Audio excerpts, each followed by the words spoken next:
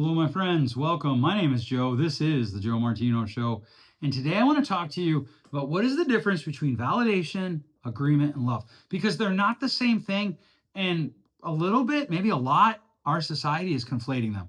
So let's kick this off. Let's have a conversation about what does that mean? And let's see what we can do about it. Let's kick it off. This is the Joe Martino Show. All right. Welcome back, my friends. I hope your day is going well wherever you are. I hope that the day is great. I hope that for most of my local friends, I hope that your spring break was awesome. It was a ton of fun seeing your spring break pictures. If you didn't know, I did have surgery, and so I was way ahead. I was about 4 or 5 weeks ahead on the podcast, and now I'm going to have to get caught up. I'm going to record this. This is literally being recorded Saturday before it goes up, which I haven't done in a while, but here we go. Today I want to talk about validation. What is it? What isn't it? And why do we often confuse it with agreement, right? In other words, a lot of times there is this idea that if you don't agree with me, you're not validating me. We'll take it even further in society and we'll say that you're not being loving, you're being judgmental. There's a lot of it. I'm seeing this in my room. I'm doing a lot of family therapy right now with people who have different worldviews. And that is not what validation is. Validation and agreement are not the same thing. Saying, hey, I can recognize that you feel something, that you believe something, and then saying, but I disagree with it. That doesn't mean that I'm invalidating you. And we need to talk about that. That doesn't mean you're invalidating me if you're like, Joe, I disagree with you. And so we need to talk about that today. Let's do it. All right. So first of all, here's the idea. Validation got confused with agreement. Agreement and validation got married together. And when that happens, people stop knowing how to be honest with each other. The biggest fallout of this idea that you have to agree with me to validate me, to love me, is that now if that's the case, how do I love you and still tell you that I disagree with you? And this could be from some very serious things, like who do I love, down to like, hey, do you think this is a good idea? Kind of the weird cousin of this idea is that I must get effort for trying. If I tried, you have to give me the same credit as if I would have succeeded at whatever I was trying. If I tried and I failed, you still have to give me the same amount of the same response that you would have if I had tried and succeeded. And what this can look like is when people say they want you to validate them or they want you to love them, what they actually mean is agree with me, confirm my interpretation, tell me I'm right, don't challenge me, don't make me uncomfortable. And you know what? That's not helpful. That's not validation, and that's not love. That's something completely different. And if we don't understand the difference, we end up building relationships where honesty not only feels dangerous, and disagreement feels cruel, but they just don't happen. And so the relationships stay very stagnant, very shallow, and very unhealthy. And that might sound like I'm exaggerating to you. Oh, come on, Joe, it can't be that unhealthy. Well, let's run it out. Let's run out some common examples that I run into in the therapy room and that you've probably heard, and you don't even have to be a therapist. A spouse says, you're invalidating me, when their spouse says to them, I just disagree with you. A friend says, if you cared, you'd validate my feelings. Maybe your friend just went through a bad breakup or something happened and they want to vilify the other person. And you point out lovingly maybe some areas where they had some level of culpability. And they respond with, well, if you cared, you'd validate my feelings. A coworker says, I shared my concerns and you dismissed me. And what they really mean is you didn't act on my concerns in the way that I wanted you to. A teenager says, you never validate me when they tell you they want to drop out of school because X amount of billionaires are high school dropouts. Now, sometimes those statements are true. And I think this is the rub when we universalize something, when we make it 100% this or 100% that. Sometimes people really are dismissive. We've all been there. Sometimes they are cold, they are defensive, they are minimizing, arrogant, or emotionally unavailable. That happens. But other times, what's really happening is this. Someone just disagreed with you. Someone asked a question and you didn't like where you thought it was going. Someone offered another perspective. Someone didn't instantly endorse the emotional conclusion that you came to. And that got labeled as unloving invalidation. And that's where things get messy. Because if disagreement becomes invalidation, if disagreement becomes unloving, then truth is silenced. And if you challenge if a challenge becomes harm, if you challenge someone, then that's harm, then growth cannot happen. You can't grow if you can't be challenged. So then the basic question is, what is validation? And validation means communicating that another person's internal experience makes sense in context. In other words, it might be saying, hey, I can see why you feel that way. I understand how you got there. I can see why this matters to you. You know what? I understand that this hurt and that you're in pain right now. I understand that you're scared. I understand why you're upset. In other words, the person's experience is real. They really have those feelings. But it doesn't mean that those feelings are accurate. And that's the hard part, because validation and love does not say your interpretation is flawless, your memory is perfect, your reaction is completely healthy, especially when it isn't. Your conclusion is correct, because sometimes it's wrong. Your demands are justified. And that distinction matters, because you can recognize that a person has those feelings. You can recognize their internal experience. And you can also recognize that what they did with that internal experience may not be healthy. Because people can have real emotions and still have distorted beliefs. People can feel genuine pain based on a misunderstanding. People can feel rejection when no rejection happened. This is a very common one. They see that their friends went and did something and they weren't invited, and they feel rejected, and they really feel rejected, but that doesn't mean they were. People can feel abandoned when someone simply needed space. They can feel attacked when someone just literally told them the truth. The feeling can be real. Here's something that is one of my favorite things to share with my clients. Your feeling can be real, but not accurate. That's really important. Your feelings can be real without the story attached to it that created the feelings being accurate. That doesn't make the person stupid, it makes them human. And at some level, I think it's important for therapists to own some of this confusion. At some level, I think it's important that as therapists, we own the fact that we're somewhat responsible for this confusion. Because somewhere in the last decade or so, a lot of therapeutic language has entered mainstream culture, and some of that has been very helpful. People learn words for things that they never had language for. And once you have language for something, that can be really helpful. But when the complex ideas hit pop culture, they often kind of got flattened, simplified, just drilled down to the basics, and maybe oversimplified because nuance gets lost. I think it's the woman who wrote the book Grit, Elizabeth Duckworth, said that the difference between an expert and a novice is that the expert knows that there's a lot of nuance to whatever their expertise is in. So in this case, what happened is we've made words, theological, psychological words and phrases, and we've turned them into slogans, and we've allowed people to weaponize those slogans. And you've seen it happen, right? Boundaries. There are a few things that have become bigger than boundaries. I hear people say all the time, just this week, I had a client say to me, I just have to set boundaries with my spouse. And immediately I say, okay, well, tell me what that boundary is. And to his credit, his boundaries were all about his behavior. I was like, well, then you can enforce those boundaries because they're all about you. Boundaries are about you. A lot of times, though, when we weaponize boundaries, what we do is we end up saying boundaries become, I get to control your behavior. Triggers. I hate triggers. You know, if you've been listening for a long time, I hate that word. That's just my trigger. Okay, well, you still control your response, right? Trigger is my trigger. Triggers become, you must manage my internal state. Essentially, what we've done is we weaponize the psychological term trigger to say, you know what, now that you know my trigger, it's your responsibility to manage your behavior so that you can manage my triggers, because those are my triggers. And then there's the beautiful word safety. I don't feel safe. Well, why not? Well, because he disagreed with me and I don't have a very good argument to come back with it. Well, that doesn't mean you're unsafe. Safety has become, I should never feel discomfort. That's insanity. You do not grow without feeling discomfort. People ask me since I've had my surgery, well, does your knee feel better than it did before? No, it doesn't.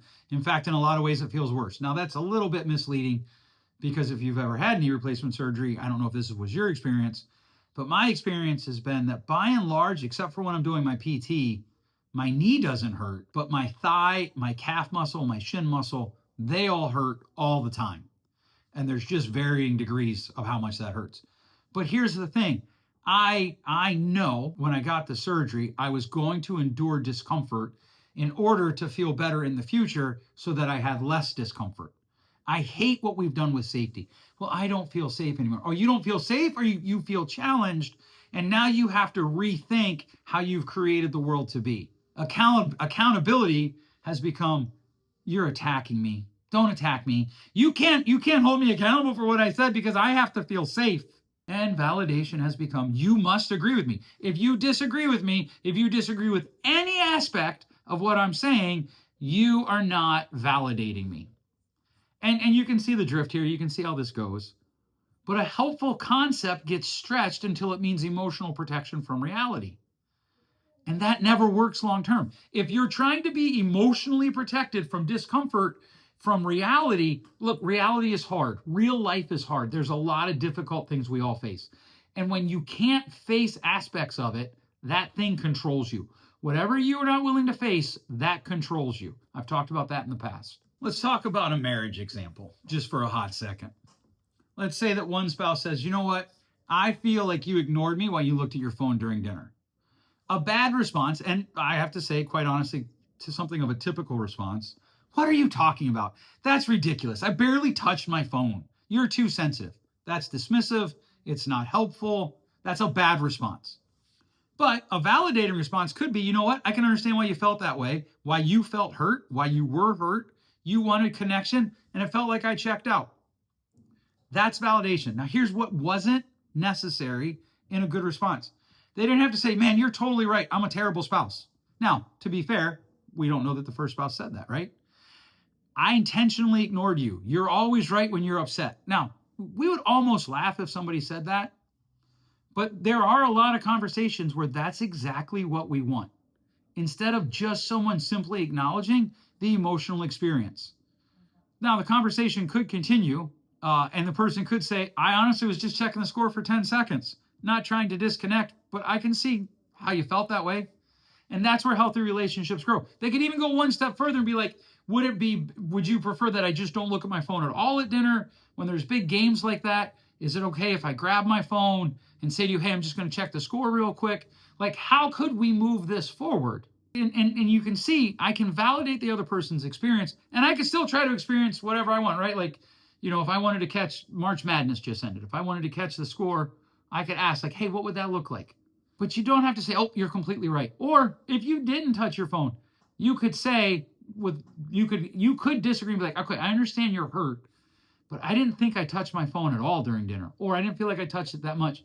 Could you tell me what are you looking for and when it comes to phones and dinner? And the person might be like, well, I don't want any phones at dinner. Okay, now we have a place to start a conversation. Let's talk about a really common one. And this is where in parenting, maybe your child says, it's just not fair that I have to stop playing and do my homework or do my chores or whatever, right? Now, there are some parents like, argh. Now, I will be honest, if my kid said it's not fair, my default response is fair is a place we pay people to pet pigs. I don't see people paying anybody to pet pigs, so go do whatever it is you have to do. Now, I would like to think that I could also validate their emotions and still have that answer. Because validating their emotions are something like, you know what, I get it, you're having fun, and it sucks to stop, right? It's frustrating to stop. You don't want to have, nobody, adults included, wants to stop something they're doing fun to go do something that is a responsibility. Like, I don't always want to go to work. There are days I just want to stay home and read or sleep or sit on the front porch and watch birds. I'm old, right? But real parenting says, hey, you know what, I get it that you feel that way, and fair is still a place for you pay people to pet pigs. So you got to go do your homework. You can validate the emotion, in this case frustration, without surrendering the reality that your kid has to learn responsibility. It's not hard, but it's difficult because parents often will confuse validation with agreement, and they often become inconsistent, and they want their kids to agree with them. Like, here's one of the things I used to tell my kids. You don't have to like what you have to do. You can even tell me, I think it's stupid that I have to do it. You just still have to do it. Because parents who reject validation, they often become overly harsh. Healthy parenting holds empathy and leadership together. It brings them together so that the child's emotional experience is recognized, but the call to responsibility still happens. Like if you're going through a divorce and your kids are telling you it sucks, yeah, you need to validate them. Like, you know what? I get it. It does suck because this isn't the way that it's supposed to be. And yet this is where your dad and I, your mom and I are. And you still have to have a certain standard of behavior. This is why we have adults who don't know how to not let their feelings run them. Let's talk about one more example that I see somewhat regularly in the therapy room. And this is with adults who are still kind of finding their way. Or maybe you have a spouse, a life partner who is very negative, and they think that either everybody in their life is against them. Maybe they're at a party and they think everyone at the party was judging them. And a lot of times we confuse validation there, and we have to be like, yeah, you're right, I could see that. Instead, you could say, man, that sounds like a miserable feeling. I can see why you felt anxious. And then maybe later you could say, hey, but I'm not sure everybody was judging you. I can see why you felt that way. I believe that you felt that way. But could you step back and question your feelings there for a moment?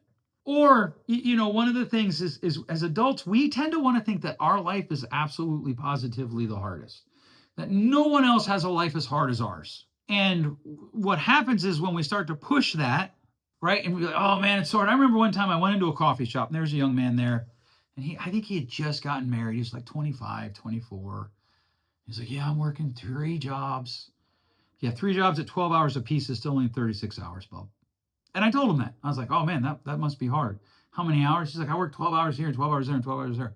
So I said to him, I was like, so I can understand like maybe the pressure of navigating from one job to the next, but dude, that's still only 36 hours. Like, that's not really working all that hard. And I can understand that there might be pressure to that. But here's the thing. Do you want that guy marrying your daughter and thinking that 36 hours of work is just crushing? That means he can't have life responsibilities? I don't. I want my daughters marrying someone who knows how to work and have family time. And that is hard. But the more you tell yourself how hard it is, and if you surround yourself with an echo chamber that, oh yeah, that is really hard, you don't then force yourself to grow. Which now does beg a question. Why do some people need agreement? Why do some people experience disagreement as rejection? Usually because disagreement touches on something a little bit deeper, or something a little bit older, something a little bit in their past. Maybe they grew up with parents that didn't see them, right? I've had clients. I had a client whose parents were very successful, but with that success, they were very, very demanding in their words, but really they were just very, very hypercritical. And so that child basically grew up to be an adult who had to have perfection before he could move forward. Or maybe they grew up mocked, or where they were constantly minimized. Maybe they felt like nobody took them seriously. Maybe nobody did. Maybe people made fun of them. I know a woman who's really smart, but in her school years, she was ridiculed for not being book smart. And so now, even now, if she gets disagreed with, her first internal response is to feel like somebody's calling her stupid. And so, okay, she's going to have to manage that for sure. And she has to recognize it, right? But here's the thing. I was working with her and her husband. I told her husband, I'm like, ignoring the fact that she's feeling that pain isn't going to help you. You need to recognize that she's in pain. You also need to point out that you weren't calling her stupid. You were just disagreeing with her.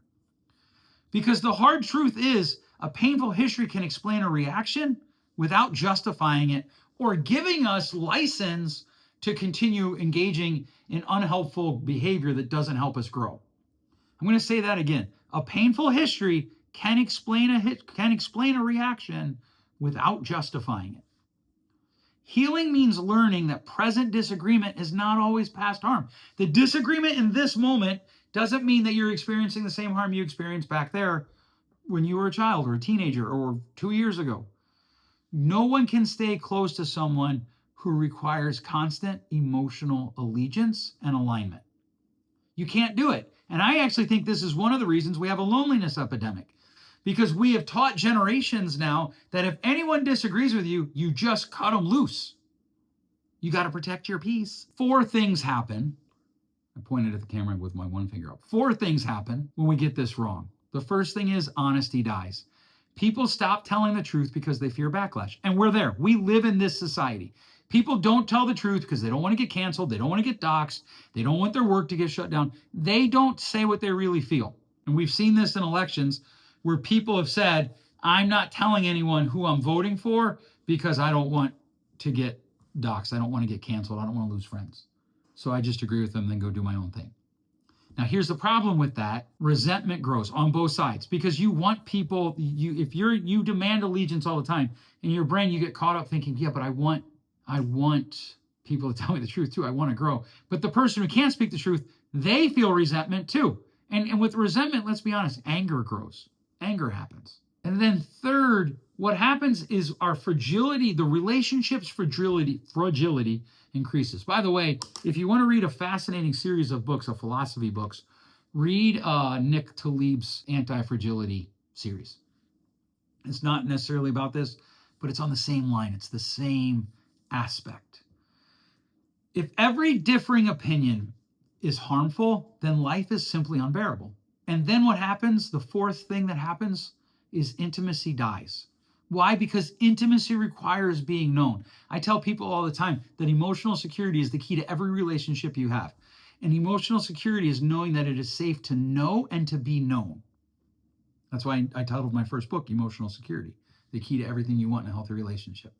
Because intimacy requires knowing that it is safe to be known. And if I can only share parts of me that match your emotions, if you could only share parts of you that match my emotions, we don't actually know each other, but we do know that it's not safe to know and be known. And what happens in that instance is then we only know each other's performance. And that's not closeness, that's not intimacy, that is management. We're just managing each other's relationships or each other's feelings. And we're sort of managing the relationship. So eventually it dies. Okay, so now we have a question. What does emotional maturity actually look like or sound like? Well, emotional maturity looks like and sounds like I can be upset and still curious. I can be hurt and still listen. I can want validation without demanding surrender or complete agreement. I can be challenged and still stand up, not collapse. I can hear another person's perspective without feeling erased. I can disagree and not be cruel. I can care without pretending. And there's actual strength in this. We can disagree. You can tell me that you disagree with my conclusion that either led me to my feeling or that led me out of my feeling. And we can still be friends. Our relationship can still grow. Now, I want to make sure I add this. Emotional maturity does not look like feeling less. It doesn't mean that we suppress our feelings. It means we recognize them, but we recognize that they're not always accurate, that there is a fickleness to them. And what led us to them, that the conclusions we had might have been on incomplete information, or our behaviors coming out of them might not have been true to the person that we want to be. It means being ruled less in the moment by what we feel. And there's a big difference there. And that almost always leads to healthiness. Now, one of the big ways that you can practice this today is move your sentences away from what they're doing to what I'm doing. So instead of saying, you need to validate me, you could say to them, can you help me feel understood in this moment? Could you help me feel that you understand what I'm feeling right now? Instead of saying, you're invalidating me, say to them, I don't feel understood right now. Instead of saying, that's not true, could you tell them, I'm not sure how you got there. Could you help me understand how you got there? Or I didn't experience it that way. Could you tell me what led you to that? In other words, you can try to understand. You control you. So if you're the one saying, hey, look, I don't feel validated, say to them, okay, I don't feel like maybe you're understanding me, or maybe you don't understand what I'm feeling here. Or you could always say, I feel like you're saying, and then da-da-da-da-da. Is that what you're saying? I say this to couples all the time, especially couples that are in a place that isn't healthy. One of the things that happens is they get going and somebody feels hurt, something happens, and they stop communicating. They stop saying, this happened and this is how I felt. And they start blaming the other person. And in fact, I have couples, they'll come in and they'll try to tell me all the details, like step by step. Well, the first thing is Josiah did this, and then Jennifer did that, and then this, and then that, and then this. And I'm always like, just tell me, what are you going to say that I'm going to suddenly be like, oh, so that happened. So it's totally okay that you use poor communication skills. Totally fine. It's never going to happen. It hasn't happened in all the years I've done couples therapy, and I doubt it's going to happen anytime soon, because I want you to slow down and communicate. Before we close here, I do think there's one person that we need to make sure we address. And that's the person who truly was dismissed. You were mocked, you were ignored, minimized, told you were crazy, told your feelings didn't matter, told to just get over it, punished for having needs, you were gaslit. That pain is real, and if that's your story, it makes sense that this topic will matter deeply to you, and you might even be angry with me right now. And that's okay. But healing doesn't usually come by demanding everyone now agree with you, right? I'm sorry that you had that experience. And I see this a lot in divorce situations, especially situations where someone was married to a very cruel person.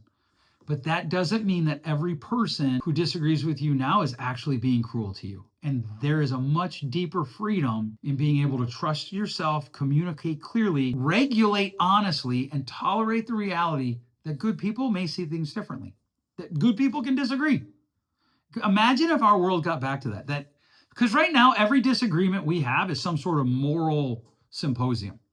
If you are pro this, the people who are anti this, you're just immoral. And you both accuse each other of it. It's wild to me. Because here's the thing, validation matters. Validation is part of love, and validation matters.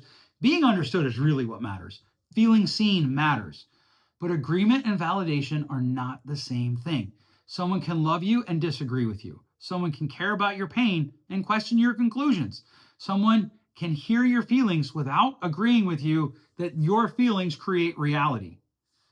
Now, our relationships get stronger not by pretending that conflict doesn't exist. We can disagree. You can disagree with my feelings, but by learning how to hold two things in tension. In this case, truth and compassion. And maybe we add a third one, truth and compassion and tension. And we hold them together. Truth and compassion and disagreement, maybe. All right, I want to thank you for listening today. If this is helpful to you, do me a favor, share this with your friends. I can't tell you how much that helps me. If you're reading my blog, new content is coming. This surgery did more to me mentally.